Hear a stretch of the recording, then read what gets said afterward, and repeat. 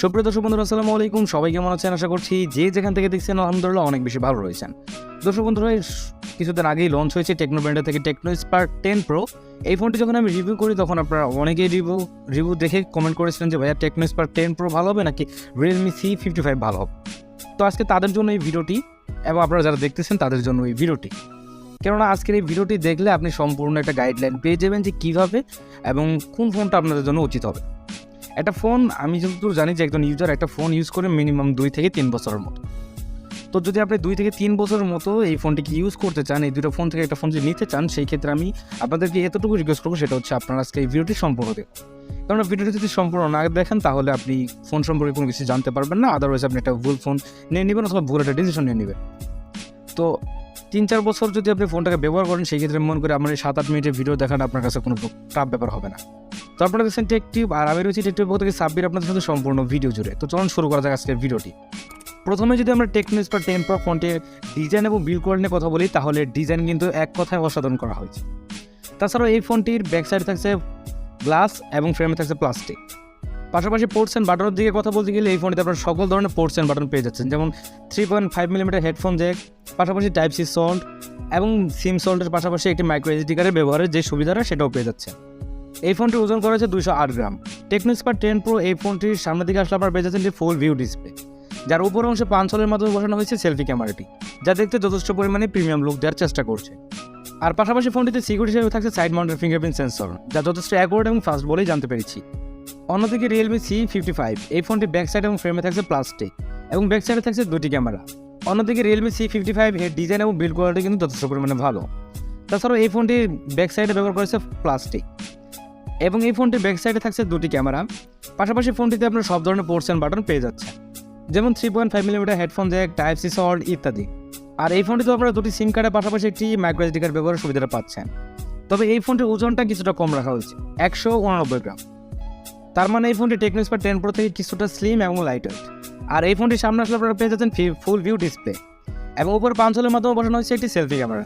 আর এই ফোনটিতেও কিন্তু security system হিসেবে ব্যবহার করেছে সাইড মাউন্টেড ফিঙ্গারপ্রিন্ট সেন্সর, যা যথেষ্ট অ্যাকুরেট এবং ফাস্ট বলেই জানতে পেরেছি। আর এই ফোনটি আপনারা বাংলাদেশের বাজারে 3টি কালার ভেরিয়েন্টে পেয়ে যাবেন। সো ওভারঅল আমরা বলতে পারি এখানে ডিজাইনের দিক থেকে কিন্তু টেকনো স্পার্ক 10 প্রোটি এগিয়ে রয়েছে, কেননা টেকনো স্পার্ক 10 প্রো ডিজাইনটা কিন্তু যথেষ্ট পরিমাণে প্রিমিয়াম লুক দেওয়ার চেষ্টা করেছে। তো ডিজাইনের লুকটা আসলে ওটা আপনাদের উপর ডিপেন্ড করে আপনারা কোনটা নেবেন। এবার যদি আমরা Realme C55 এর ডিসপ্লে সেকশন নিয়ে কথা বলি, তাহলে এই ফোনটিতে আপনারা পেয়ে যাবেন 6.72 ইঞ্চের IPS LCD প্যানেল, যা মূলত ফুল HD প্লাসের প্যানেল। আর এই ফোনটিতে থাকছে 392 ppi ডেনসিটি। তাছাড়াও পেয়ে যাবেন 680 নিট পিক ব্রাইটনেস। এই ফোনটির ডিসপ্লে পারফরমেন্স আমরা যথেষ্ট পরিমাণে ভালো দেখেছি। আর তাছাড়াও প্রাইস সেগমেন্ট অনুসারে যদি আমরা বিবেচনা করি, তাহলে কিন্তু এই ফোনটির ডিসপ্লে পারফরমেন্স যথেষ্ট পরিমাণে ভালো। অপরদিকে যদি আমরা টেকনো স্পার্ক 10 প্রো ফোনটির ডিসপ্লে পারফরমেন্স নিয়ে কথা বলি, তাহলে এতে থাকছে 6.8 ইঞ্চের একটি IPS LCD প্যানেল, যা মূলত 90 হার্জের রিফ্রেশ রেট যুক্ত। তাছাড়াও ফোনটি থাকছে 407 ppi ডেনসিটি। এই ডিসপ্লেটিও কিন্তু ফুল HD প্লাসের ডিসপ্লে। তো ওভারঅল আমরা বলতে পারি Realme C55 এর ডিসপ্লেটা কিছুটা ছোট, অতটা বেশি না, অল্প একটু ছোট। তবে এই দুটি ফোনেরই কিন্তু পারফরমেন্স আমরা একই পেয়েছি, অর্থাৎ ডিসপ্লে পারফরমেন্স। এখনও যারা ভিডিওতে একটি লাইক দেননি তারা অবশ্যই চ্যানেলটিকে সাবস্ক্রাইব করে ভিডিওতে একটি লাইক দিয়ে দিবেন। এবার কথা হচ্ছে ফোন দুটিতে ভিডিও কন্টেন্ট প্লে করার সময় কোনো প্রকার শার্পনেসে ঘাটতি ছিল কিনা। আমরা দুটো ফোনে ভিডিও কন্টেন্ট প্লে করে দেখেছি, এতে কোনো প্রকার শার্পনেস ছিল না। তাছাড়াও ফোনটি দুটো আমরা আউটডোর পারফরমেন্স যথেষ্ট পরিমাণে ভালো পেয়েছি, অর্থাৎ ওভারঅল বলতে পারি এই দিক থেকে দুটো ফোন একই রকম পারফরমেন্স দিয়েছে। এবার যদি আমরা টেকনো স্পার্ক 10 প্রো এর সফটওয়্যার এবং পারফরমেন্স নিয়ে কথা বলি, তাহলে এতে থাকছে Android 13 এবং ব্যাকএন্ডে থাকছে iOS 12.6। পাশাপাশি এই ফোনটি হার্ডওয়্যার সেকশনে পেয়ে যাবেন MediaTek Helio G88, যা একটি 4G চিপসেট। এটি মূলত 12 ন্যানোমিটার আর্কিটেকচার তৈরি করা একটি অক্টাকোর প্রসেসর। পাশাপাশি জিপিইউ থাকছে Mali G52 MC2। আর এই ফোনটি দেশের বাজারে 2টি ভ্যারিয়েন্টে পাওয়া যাচ্ছে, 4GB RAM 128GB ROM এবং 8GB RAM 128GB ROM। অপরদিকে Realme C55 এ থাকছে Android 13 এবং ব্যাকএন্ডে থাকছে Realme UI 4.0। আর এই ফোনটি হার্ডওয়্যার সেকশনে ব্যবহার করেছে MediaTek Helio G88 এবং জিপি হিসেবে থাকছে Mali G52 MC2।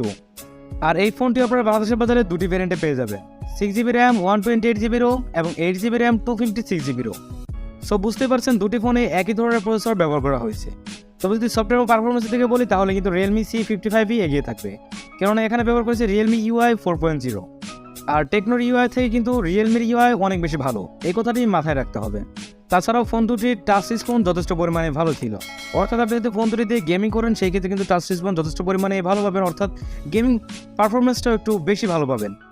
তো এবার যদি আমরা Realme C55 এর ক্যামেরা সেকশনের কথা বলি তাহলে রেয়ার আছে ডুয়েল ক্যামেরা সেটআপ, যার মেন ক্যামেরা হচ্ছে 64 মেগাপিক্সেলের একটি ওয়াইড সেন্সর এবং অপরটি হচ্ছে 2 মেগাপিক্সেলের ডেপথ সেন্সর।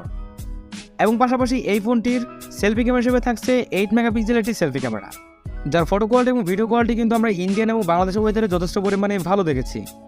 আর পাশাপাশি এই ফোনটিতে ওয়াইফাই, ব্লুটুথ, জিপিএস এর মতো আরও সব ধরনের ফিচার আপনারা এই ফোনটিতে পেয়ে যাচ্ছেন। আর ইউএসবিতে থাকছে ইউএসবি Type-C 2.0। এবার যদি আমরা Tecno Spark 10 Pro ফোনটির ক্যামেরা সেকশনের কথা বলি তাহলে এর রেয়ারে পেয়ে যাবেন ডুয়েল ক্যামেরা সেটআপ, যার মেন ক্যামেরা হচ্ছে 50 মেগাপিক্সেলের একটি ওয়াইড সেন্সর এবং আরও থাকছে একটি এআই সেন্সর। তাছাড়াও ফোনটির সেলফি ক্যামেরার সাথে ব্যবহার করেছে 32 মেগাপিক্সেলের একটি সেলফি ক্যামেরা, যার ফটো কোয়ালিটি এবং ভিডিও কোয়ালিটি যথেষ্ট পরিমাণে ভালো ছিল। তাছাড়াও এর সেলফি ক্যামেরাতে কিন্তু আপনার নাইট মোডও খুব ভালো পরিমাণে একটি ফটো কোয়ালিটি পেয়ে যাবেন। আর এই ফোনটিতেও কিন্তু ওয়াইফাই, ব্লুটুথ, জিপিএস এর মতো সব ধরনের ফিচার অ্যাভেলেবেল পেয়ে যাচ্ছেন। সো ওভারঅল যদি ক্যামেরা পারফরমেন্সের দিকে বলি তাহলে কিন্তু Tecno Spark 10 Pro সেলফি ক্যামেরাটি এগিয়ে রয়েছে। যদি আমরা Tecno Spark 10 Pro ফোনটি কিনতে চান সেই ক্ষেত্রে আমি মনে করবো আগে এই দুটি ফোনের ফুল রিভিউ ইউটিউব থেকে দেখে নেবেন, তারপর ফোনটি কেনার চেষ্টা করবেন। এবার যদি আমরা Tecno Spark 10 Pro ফোনটির ব্যাটারি সেকশনের কথা বলি তাহলে এতে পেয়ে যাবেন 5000 mAh এর একটি হিউজ পরিমাণ ব্যাটারি এবং বক্সে পেয়ে যাবেন 18 ওয়াটের একটি ফাস্ট চার্জার, যার ব্যাটারি ব্যাকআপ আমরা মোটামুটি ভালোই বলতে পারি, কেননা যারা হেভি ইউজার রয়েছেন তারা মোটামুটি 6 থেকে 8 ঘন্টার মতো ব্যাটারি ব্যাকআপ পেয়ে যাবেন এবং যারা নর্মাল ইউজার রয়েছেন মোটামুটি একদিনের মতো ব্যাটারি ব্যাকআপ পেয়ে যাবেন। অপরদিকে যদি আমরা Realme C55 নিয়ে কথা বলি তাহলে এর ব্যাটারি ব্যাকআপ থাকছে 5000 mAh এর একটি হিউজ পরিমাণ ব্যাটারি এবং বক্সে পেয়ে যাবেন 33 ওয়াটের একটি ফাস্ট চার্জার। এরও ব্যাটারি ব্যাকআপ মোটামুটি ভালোই ছিল।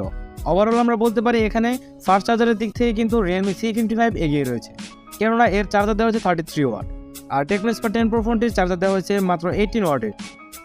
আর যেহেতু দুটি ফোনে একই ধরনের চিপসেট ব্যবহার করা হয়েছে সেই ক্ষেত্রে কিন্তু এর ব্যাটারি পারফরমেন্স দুটি ফোনের একই থাকতে পারে, তবে হ্যাঁ একটু এদিক ওদিক হতে পারে, যেমন 2-4%। ওভারঅল এবারে কথা হচ্ছে এই দুটি ফোনের মধ্যে আপনাদের জন্য কোন ফোনটি ভালো হবে। অবশ্যই আমি যদি Tecno Spark 10 Pro কথা বলি তাহলে এই ফোনটি কিন্তু ভালো একটা প্রাইস সেগমেন্টের মধ্যে পাওয়া যাচ্ছে। এর 8GB ভ্যারিয়েন্টটি পেয়ে যাবে আপনারা 17,990 টাকা, অর্থাৎ 18,000 টাকার মতো। তবে Realme C55 সেই ফোনটি কিন্তু এখনও লঞ্চ হয়নি। তবে আমি হলপ করে বলতে পারি যদি ফোনটি লঞ্চ হয় সেই ক্ষেত্রে কিন্তু এই ফোনটির প্রাইস সেগমেন্ট হতে পারে 19 থেকে 20,000 টাকার মধ্যে, এমনও হতে পারে 19 থেকে 20,000 টাকার একটু বেশি, তবে কম হবে না। সো আপনি যদি Tecno Spark 10 ফোনটি নিতে চান সেই ক্ষেত্রে কিন্তু আমি বলবো আপনাদেরকে Tecno Spark 10 Pro ফোনটি খুব দ্রুতই নিয়ে নেওয়া উচিত, কেননা এটি খুব দ্রুতই কিন্তু মার্কেট আউট হয়ে যাবে, এর স্টক আউট হয়ে যেতে পারে।